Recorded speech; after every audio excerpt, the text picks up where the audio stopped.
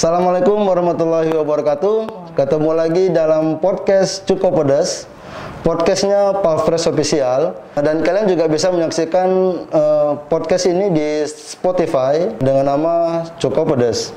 Edisi kali ini tetap membahas misi perdamaian dunia dari Kepolisian Daerah Sumatera Selatan. Nah, jika sebelumnya kita sempat berbincang ketegangan di Afrika Tengah bersama salah satu Satgas Minuska, FPU 1 Minuska, Bang Brigpol Jaka Apriansa. Hari ini saya sangat bahagia karena saya kedatangan seorang tamu spesial, seorang polisi wanita yang baru pulang dari misi FPU 1 Minuska dan kini bertugas di Ditreskrimum Polda Sumsel.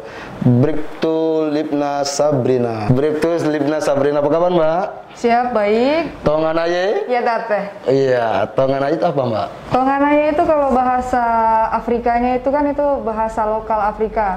Itu dikenal dengan Sanggo. Jadi itu Tongan aye, apa kabar? Ya, Dape, saya baik-baik saja. Oh gitu, jadi bahasanya Afrika Tengah. Siap. Oke. Oh ya, sebelum kita mulai mungkin bisa dibuka dulu Mbak maskernya Mbak. Boleh. Nah, jadi pemirsa podcast Cukup Pedas, Bribtu Lipna Sabrina ini salah satu Satgas FPU Minuska yang bertugas di Afrika Tengah dan merupakan sedikit di antara polisi wanita yang bertugas menjaga perdamaian di Afrika Tengah.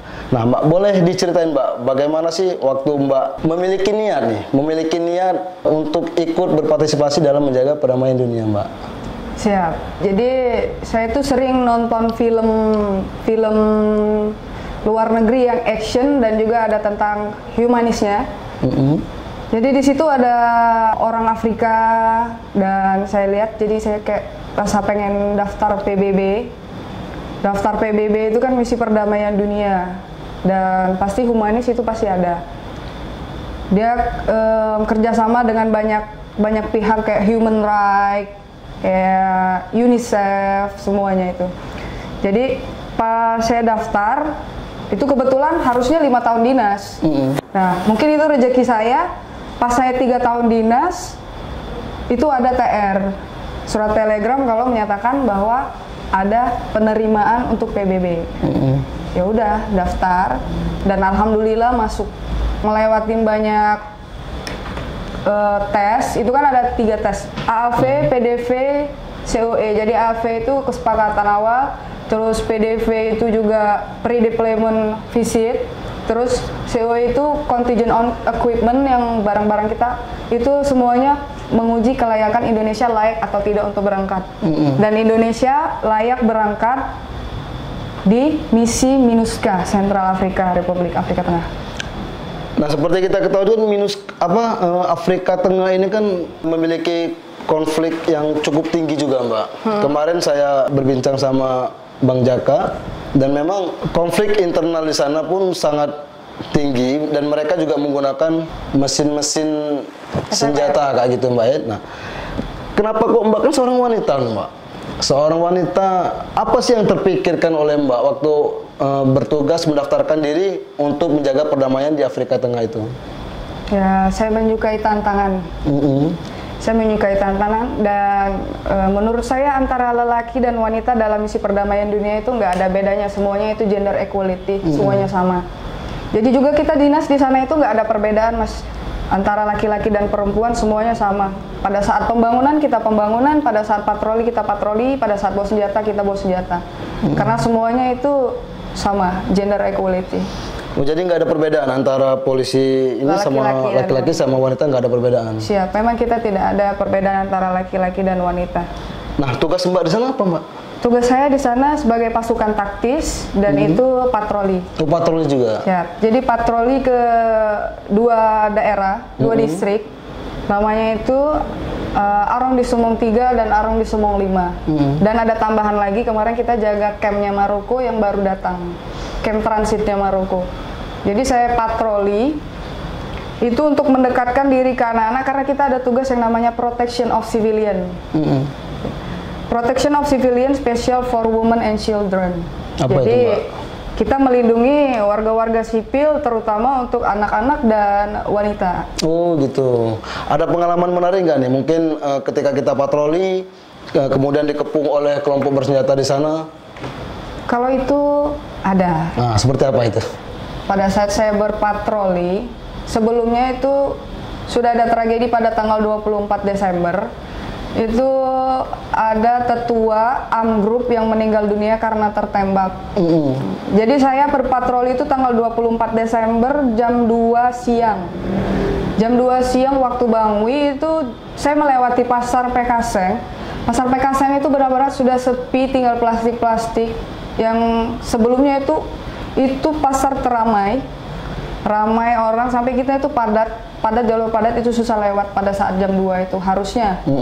Tapi karena itu ada kejadian, jadi semuanya itu sepi, sunyi. Cuman ada orang lewat itu yang bawa sejenis senjata, terus RPG, bawa motor. Mereka di kalung-kalung senjata itu sampai 2, 3, sampai ada yang bawa peluru yang digantung itu.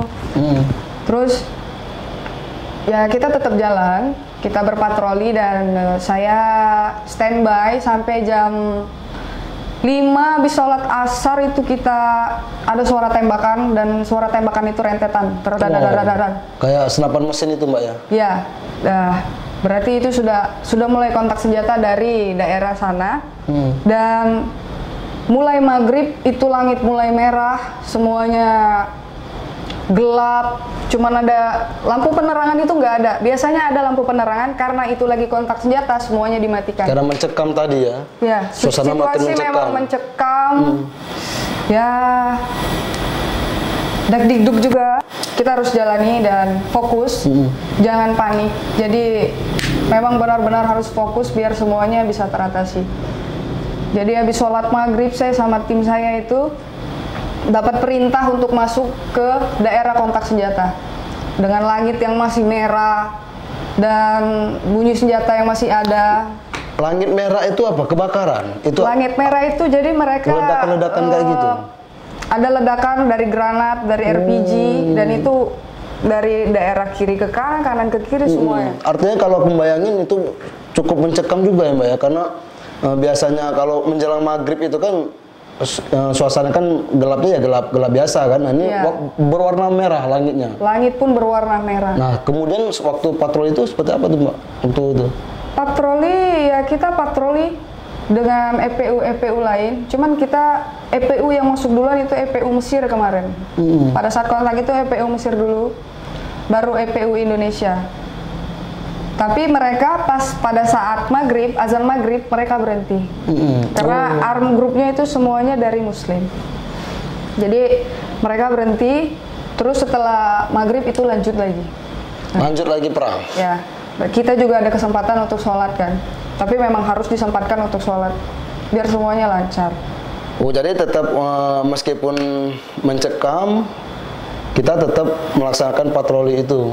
Siap, tetap melaksanakan patroli dan kita kemarin dapat perintah dari JTFB itu Joint Task Force Bangwi. Kita masuk ke daerah sana, terus kita diminta untuk melihat plat nomor yang terbakar. Plat nomor yang terbakar mobil, sejenis mobil. Jadi pada saat kita masuk, itu semuanya sepi, gelap, seperti tidak ada orang. Dan saya muter balik itu, posisi saya itu di sebelah kanan, driver sebelah kiri. Jadi di depan sini senior saya. Jadi pada saat saya muter itu kita nasibnya kemarin itu terkena batu. Jadi pas pada saat terkena batu itu, driver saya kehidup lampu yang terang. Jadi pada saat muter belok, pas mau lurus, semuanya itu ke center di depan. Jadi nampak semua orang bawa senjata. Dan itu mungkin lebih dari ratusan. Lebih dari 100-200 itu lebih. Artinya waktu Satgas ini melaksanakan patroli, itu tidak menyadari kalau di kanan kiri itu ada kelompok bersenjata? Kita menyadari, kita pasti menyadari karena di sana lagi kontak. kita menyadari situasinya memang sangat-sangat sepi, sangat-sangat sepi, tidak terlihat, sangat-sangat sepi dan tidak terlihat. Ini kan kita ngidupin lampu mobil ini, Mbak, dan mengenai mereka kan, mengenai mereka mungkin ada yang silau. Nah itu mereka tersinggung, Mbak, atau langsung nyerang atau gimana, Mbak? Alhamdulillah enggak kemarin, karena kita ada label United Nations dan juga kita ada tulisan EPU Indonesia. Jadi kita kan terkenal alhamdulillah baik ya sama mereka. Jadi kita tidak terlalu diusik sama mereka karena mereka kan punya urusan tersendiri antar mereka. Dan pada saat saya melihat itu ya, kalau saya tiba-tiba salah di sini, mungkin saya bisa-bisa di sini sudah lewat. Tadi kan Mbak ditugaskan oleh UN itu untuk mencari plat-plat kendaraan yang terbakar, Mbak. Waktu itu dapat nggak, Mbak?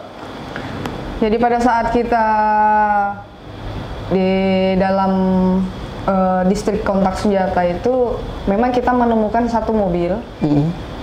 Satu mobil itu memang sudah benar-benar terbakar, tidak ada plat nomor lagi, tidak ada lagi rangkanya, itu memang sudah dan itu sudah bersama api. Untuk kita mendekat pun itu sudah tidak memungkinkan. Jadi tidak memungkinkan untuk kita mendekat karena situasi juga di kiri di kanan semuanya itu banyak orang bersenjata, dan kalau kita mungkin turun itu akan terjadi konflik antara kita dan mereka. Jadi kita laporkan apa adanya, kendaraan tersebut situasinya bagaimana, ke pusat, dan pusat pun menerima. Oh gitu. Nah waktu Mbak patroli itu ada berapa poluan, Pak, di sana, Mbak, dalam kendaraan itu? Di poluannya itu hanya saya. Jadi memang satu tim itu satu poluan. Oh, satu tim satu poluan. Nah mungkin kalau dari jumlah satgasnya ada berapa, Mbak, dari Indonesia? Kalau dari Indonesia kita ada 140 orang. 140 orang itu untuk poluannya? Poluan itu 10%-nya, jadi 14 orang. 14 orang. Hanya jadi 14 orang. Hanya 14 orang itu poluan, dan selebihnya polisi laki-laki. Iya. Oke, pemirsa Cukup Pedas. Nah mungkin, Mbak, di sana kan tidak mungkin selalu tegang nih, Mbak. Selama 1 tahun 2 bulan kan tidak selalu menegangkan suasana. Nah, ketika itu melandai, itu apa, Mbak, biasanya yang dilakukan oleh anggota Satgas ini? Yang dilakukan FPU 1-K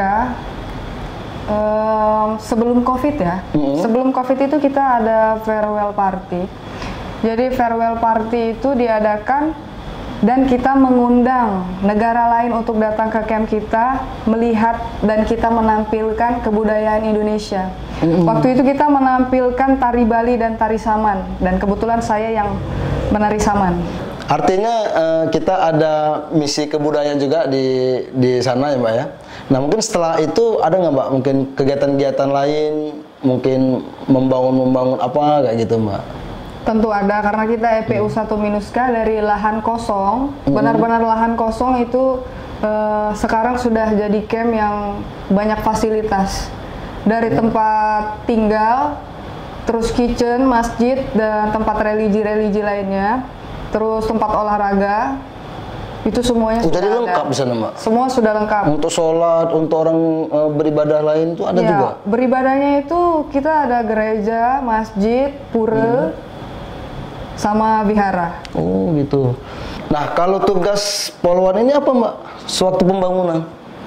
Terkadang kita membantu yang dari polisi laki-lakinya untuk bagian mengangkat sejenis valet, dan waktu itu kita membantu sedikit untuk pembuatan di gorong-gorong. Waktu itu kita saya bersama Pak Korpolwan, jadi bagian untuk mencangkul sedikit-sedikit, dan setelah itu ada beberapa banyak hal lagi kayak pemasangan lemari, pemasangan meja. Artinya walaupun kita poluan tetap ikut membantu pekerjaan laki-laki juga, ya? Iya. Bukan cuma jadi beban. Kalau beban itu mungkin lebih ke tanggung jawab ya, karena laki-laki pasti kalau ada cewek itu tanggung jawabnya mungkin agak lebih besar, karena untuk menjaga adiknya, saudaranya, karena sama-sama bekerja gitu. satu camp. Jadi kalau misalnya poluan yang ngangkat berat-berat, jangan bersah saja kayak gitu. Itu pasti ada. Oke, nah terus kalau poluan mengangkat-ngangkat ikut pekerjaan laki-laki, yang masak siapa, Mbak? Yang masak kita ada bagiannya dan ada juga poluannya. Poluan juga yang masak? Poluan juga ada. Poluan itu banyak dibagi-bagi dan kita itu random, Mas. Random. Jadi saya juga bisa bantu masak. Yang laki-laki juga nggak harus di bagian yang keras-keras, bagian bisa pengangkatan, ya bagian masak. Oh, jadi artinya random itu tuh siapapun yang ingin masak boleh kayak gitu ya? Ya, memang kita ada piketnya. Gitu. Kita ada piketnya, dan piketnya itu nggak harus laki-laki. Kadang perempuan bersama laki-laki dan ada beberapa perempuan, nggak satu perempuan. Pernah masak bareng makanan khas Palembang, Mbak, di sana? Tentu pernah. Jadi saya waktu itu masak pempek dan tekwan. Sama Brikpol Jaka saya masak di warehub-nya Brikpol Jaka. Jadi saya masak di Korimek-nya bersama Brikpol Sandi waktu itu. Jadi kita masak pempek dan orang kan banyak lewat, jadi ya makan bareng, semuanya makan bareng. Nggak sesama Palembang aja, kadang kita juga buat acara untuk yang orang Palembang. Dan makan-makan sama-sama pempek, makanan khas Palembang. Brikpol Jaka juga bisa masak, Mbak? Iya, dia spesialis cuko, saya spesialis masak pempek di sana. Oh, itu pedes ya, Mbak? Pedes sekali. Pedes sekali ya? Dia memang suka cuko-cuko pedes. Oh gitu ya, sama kayak program kita, cuko pedes. Iya, cuko pedes. Ya. Nah, mungkin untuk bahannya dari mana Mbak dapatnya, Mbak? Bahan-bahan di sana tuh? Bahannya kemarin kita ada bawa, itu sagu. Sagu memang dari Indonesia, dan pada saat habis toko di sana itu ada. Jadi kita pakai tepung yang di sana, dan sagunya itu sagu pembagian dari United Nations. Alhamdulillah di sana ada tepung tapioka. Jadi kita bisa pakai. Cabenya dari sana juga? Cabenya dari sana, cabenya pedas sekali. Dan sedihnya waktu itu kita kehabisan semua bahan, jadi kita pakai bahan yang memang benar-benar kualitasnya itu nggak memungkinkan untuk buat, tapi tetap bisa, dan itu mirip-mirip kayak roti lah rasanya. Tapi karena kita udah kepengen dan cukonya enak yang dibuat, cukonya enak. Ya udah, jadilah itu pempek gendum cuko pempek. Jadi meskipun seorang polisi wanita ya tetap menjalankan misi perdamaian dunia meskipun di tengah konflik yang cukup menegangkan. Nah, tetap saja karena ini polisi wanita, ada nggak perasaan-perasaan kangen sama keluarga di sini, atau pada momen-momen hari kebesaran agama mungkin kita sedang bertugas kan? Pasti rindu, karena beda waktu, beda jam itu kita 6 jam. 6 jam. Jadi kita mundur. Misal di sini tuh jam 12, di sana itu jam 6 pagi. Jadi untuk mau vikol keluarga itu kan kadang mereka jamnya itu nggak beraturan. Saya tuh pernah di vikol sama orang tua saya itu jam 1 malam. Waktu jam 1 malam waktu di Bangui. Itu ya pada saat yang nggak memungkinkan kan, kita kan habis dinas. Jadi ya tetap karena itu kan orang tua kan, jadi tetap. Jadi yang memang benar-benar yang rindu itu pada saat Lebaran. Lebaran itu yang Idul Fitri, Idul Adha. Oh gitu. Ya itu kan di situ. Jadi waktu itu takbiran, saya itu lagi patroli dengar takbiran. Biasanya kan memang saya nggak pernah Lebaran di rumah karena dinas. Tapi biasanya malam takbiran saya ada di rumah buat bantu-bantu orang tua. Jadi saya tuh di sana juga ada beberapa senior, dan termasuk Pak Korpolwan saya itu sudah menikah dan punya anak. Jadi saya lihat mereka itu kadang vikol sama anaknya jarak jauh. Kadang juga ada rasa sedih juga ya, sebagai wanita punya anak. Betul. Ya kan. Saya aja yang belum punya anak sedih melihatnya, apalagi yang punya anak ya kan. Jadi mereka tuh kalau rindu dek sama anak dek, jadi kadang nangis, tapi nggak di depan anaknya. Oh iya, jadi dalam berpatroli itu tidak hanya menegangkan saja, tapi ada sambutan hangat dari anak-anak Afrika. Jadi pada saat saya berpatroli di satu distrik, itu di mana distrik banyak sekali anak-anak, dan anak-anak itu menyambut saya dengan baik. Pada saat saya membuka pintu, mereka sudah ada di depan pintu mobil saya. dan mereka bercerita tentang keseharian mereka dan saya menanggapi mereka dengan baik.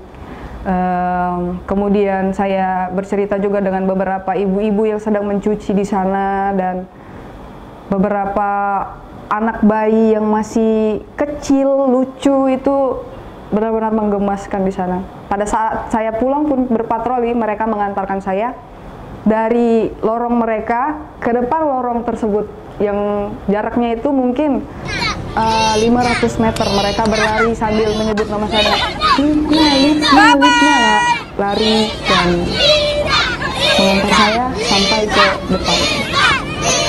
Oke, pemirsa Cukup Pedas, melaksanakan misi perdamaian dunia selama 1 tahun 2 bulan itu tentunya memiliki kesan-kesan sendiri ini di antara anggota Satgas itu sendiri. Nah, mungkin siapa tahu nih Mbak Bribtu Lipna Sabrina ini cinta lokasi sesama anggota, ya karena bukan tidak mungkin kan dalam satu tim yang bertugas selama 1 tahun 2 bulan itu karena sering ketemunya, bisa jadi cinta lokasi. Nah, coba kita tanya. Ada Mbak itu, Mbak? Kalau untuk pribadi saya cinta lokasi, iya. Saya enggak. Serius? Serius. Karena saya memang dari awal. Nanti calonnya cemburu loh Mbak. Kok nggak diakui sih? Ini ceritanya. Oh, ini ceritanya. Jadi kalau saya dinas itu memang khusus dinas. Memang saya sudah dari awal praops itu kan tahun 2018 April. Saya memang dari awal dinas, jadi memang benar-benar dinas. Kalau enggak saya nggak fokus sama yang lain-lain. Karena penyaringan kami itu bukan penyaringan yang satu kali.